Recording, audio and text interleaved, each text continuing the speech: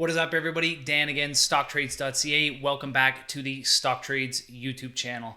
So I am absolutely pumped for the video this week, and there is a few reasons for it. For one, we've hit the end of January. This is going to be our last video that we are publishing in January. So as we promised, if you had liked the video, subscribed to the channel, and commented on one of our videos, we are going to pick a random winner to win a year subscription to Stocktrades Premium, which is a $300 a year platform. Other than that, we're actually going to go into something else as well. We're going to give away one of our Stocktrades Premium picks. I'm going to go in depth on this company in this video. It's a company that I own, and it is a company with a ridiculously easy business model, which, considering the absolute turmoil the markets are in right now, is something that I think a lot of people really need. They need a company in their portfolio that is very easy to understand and very reliable, and also a very good inflation play.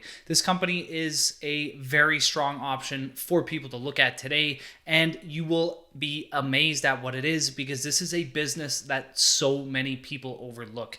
But with that being said, let's first get into the draw for the premium subscription, and after that we'll get into the company that I'm speaking about. With that being said, let's get started.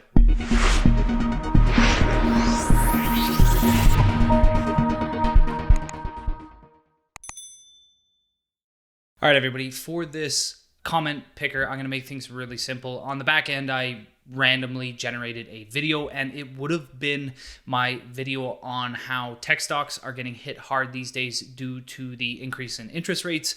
If you want to watch that video, it is a great one. I'll leave a link above, but that is the video that was randomly selected. So I'm going to go over here to this random comment generator, and I'm going to get all the unique comments. Scroll down here, and I'm going to run the giveaway. So Jason, you have won the Stocktrades Premium, the year subscription to Stocktrades Premium. All you need to do is shoot me an email, and I will get you set up for the year. If you are not currently a premium subscriber, again, the best way to win this subscription is just to like, subscribe, and comment on the videos. We're going to give one of these away each and every month. So if you didn't win the giveaway and you still are interested in joining Stocktrades Premium, just because this is our first announcement of the giveaway, we are going to have a one-day flash sale for those who didn't win. I'm going to drop a link in the description, and you're going to get one of the best prices on Premium that we're going to offer all year. So check the description out for that. And moving forward, we're going to look into the company that I recently bought and one of our highlights over at Stocktrades Premium. We love the business. I love the business personally. It is a core holding in my RRSP, and it is one of the fastest growing fast food chains in the country, and that is A&W Royalty Fund. They trade under the ticker AW.UN. So what exactly is A&W Royalty Fund? Why is it a strong option for those looking for somewhat of a hedge in an inflationary and rising rate environment? And how has this company simply crushed the TSX index over the last 10 years by having such a simplified business model? Now, for most people, they don't quite understand what exactly a royalty fund is, but it has about the simplest business structure you could ever imagine. A&W Royalty Fund essentially gives businesses, the A&W stores, the right to use their trademark and sell their products, and in return, they take a royalty. This, in A&W's case, is a 3% royalty. So what they'll do with that royalty, they will subtract the expenses overall of the fund, and in the end, the distribution will be given out to the unit holders. So you can think of this as, if you're an A&W royalty holder, you essentially take a 3% cut off every single purchase of stores inside of the royalty pool. The fund will then subtract the expenses it takes to manage the fund itself, and the end result is you get the rest of that money via a distribution. And the distribution is actually relatively high. It pays around 5%.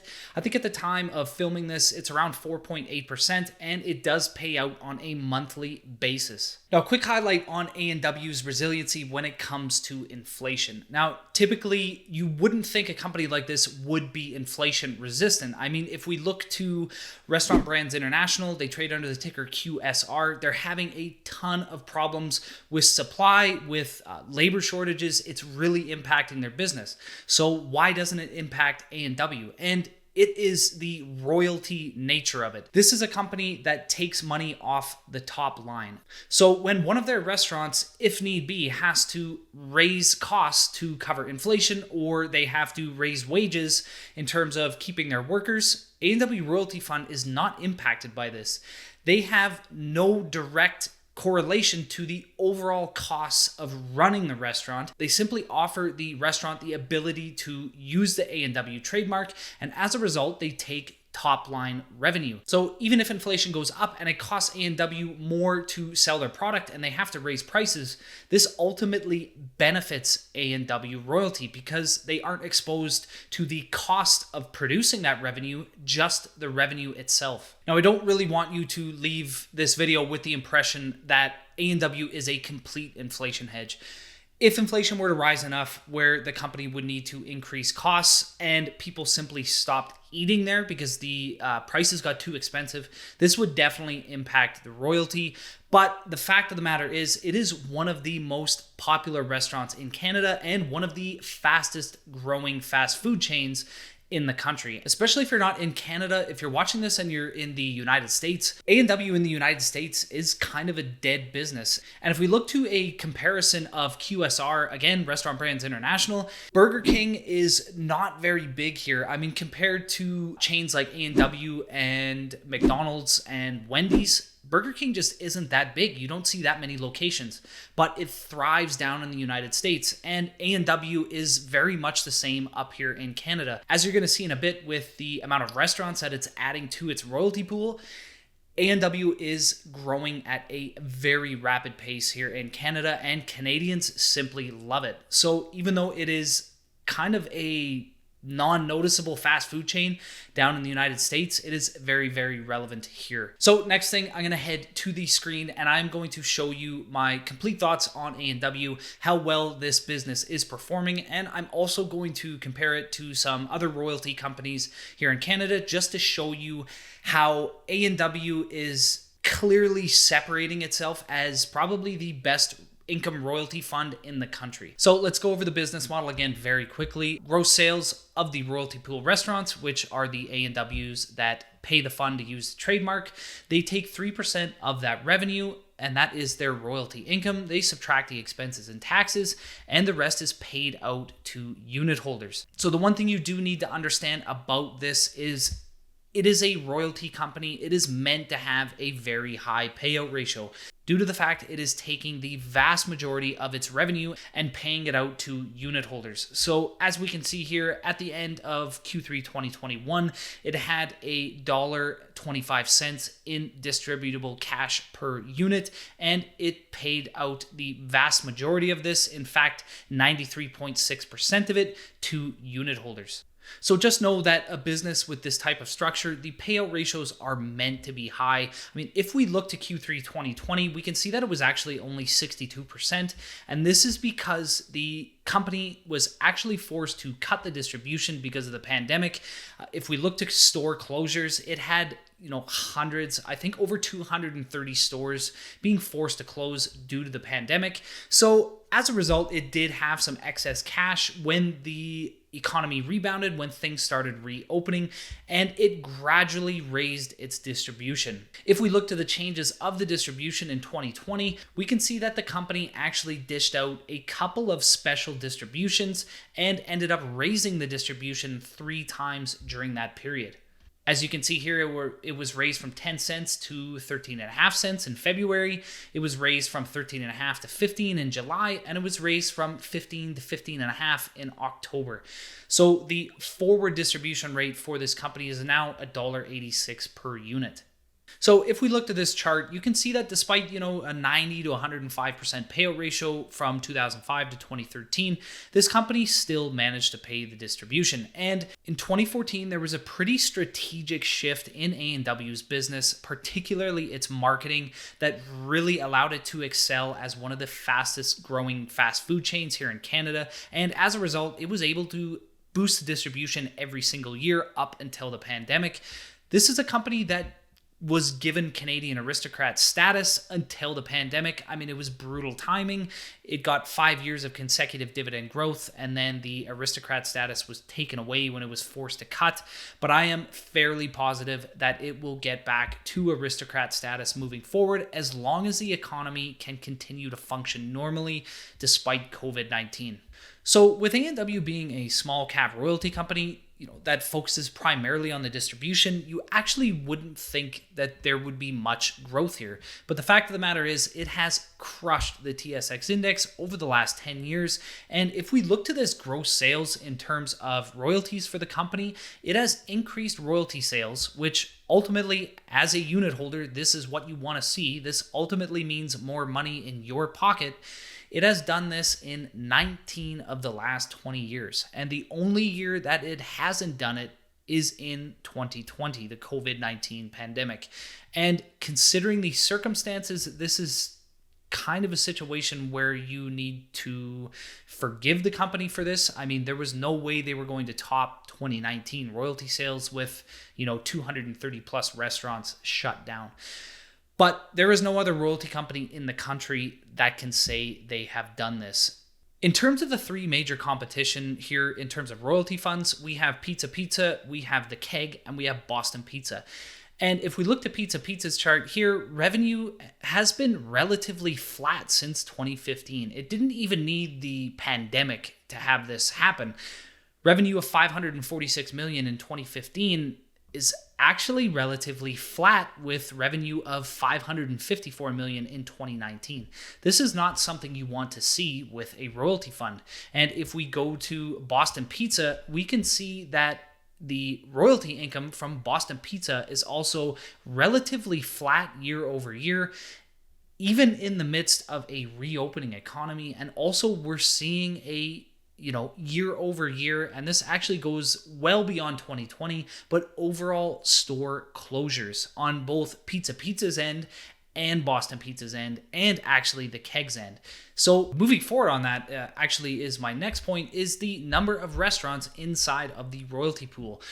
You will be hard pressed, and actually you won't find a royalty company here in Canada that is growing in terms of the net number of restaurants in its royalty pool. Even in the midst of the pandemic, this company was still opening more restaurants. And you can see that it has provided positive restaurant growth in the last 20 years. It has never had a year with negative restaurant growth. Ultimately, as a royalty, if they're putting more restaurants into the royalty pool, that ultimately means more revenue for the company and a higher distribution for you. So it's pretty clear after looking at all those slides that A&W is the fastest growing royalty company in Canada. But how exactly has it done it? And in my opinion, there was a clear shift by this company made, a few years ago, and we can definitely see its share price and its revenue in terms of royalty revenue reflect this. It took a very aggressive approach to a greener form of marketing. I think the company's strategy was primarily to not appeal to Canadians as another, junky fast food joint. They are environmentally friendly. They use, grass-fed beef, plant-based food, whatever you want to call it. And regardless of whether or not you believe in it, it is clearly working. It has worked for the company over the last 5-6 years, and it has definitely driven growth because of this. And another very interesting avenue for growth for the company is it has partnered with Pret a Manger, and I'm sorry if I pronounce that wrong. Maybe Matt would be able to pronounce it better. But it's a UK-based sandwich chain, and they are going to be running trials here to see if it's a fit. So if it is, ultimately, that will drive more growth outside of A&W, which, is your typical burger joint here in Canada, and moving into the sandwich shop, sector is not necessarily a bad thing. So it will be interesting to see how this fuels growth for the company moving forward. Overall, everybody, I really like this company. On a valuation basis, it is the most expensive royalty in the country. I mean, you can look to Pizza Pizza, Boston Pizza, The Keg. They're all trading at lower valuations. But the fact is, you're paying a premium for quality here. This is the only royalty company in the country that, at least in recent times, is still driving restaurant and royalty sales growth. This is absolutely critical. Because of its simplistic business structure, it's pretty simple to understand how the business is succeeding or not succeeding. You want more restaurants in the pool, you want more royalty revenue so that you as an investor can get a better distribution, and along with some capital appreciation in terms of share growth, which it has provided. So that's it for the video, everybody. Smash that like button, subscribe to the channel. Obviously, again, drop a comment down below. Make sure you're subscribed to the channel and make sure you like the video. And in February, we're going to pick another winner of our $300 a year Stocktrades Premium subscription. And if you weren't the winner, but you want to join Premium anyway because of highlights and in-depth research like this A&W report, you can head down below. We're going to offer one of the best discounts of the year. I really do think that this is a company that a lot of Canadians should look into today. The markets are very rocky right now, and this is likely a company that is not going to fluctuate as much because of its business structure and the fact that its primary objective is to pay a distribution to shareholders, and will probably do that regardless of whether or not the stock market is crashing. Again, smash that like button, subscribe to the channel, comment down below, and we'll see you next time.